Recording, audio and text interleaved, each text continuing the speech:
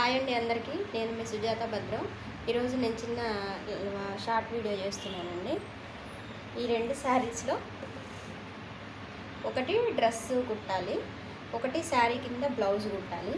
ఈ రెండిట్లో ఏది శారీలో ఉంచితే బాగుంటుంది, రెండిట్లో శారీ ఏది ఉంచితే బాగుంటుంది, బ్లౌజు శారీ ఒకటి ఉంచాలి అని అన్నాను కదా. ఈ రెండిట్లో ఒకటి శారీ కింద ఏది ఉంచాలి, డ్రెస్ కింద ఏది కుట్టాలి అనేది సజెషన్ ఇస్తారా?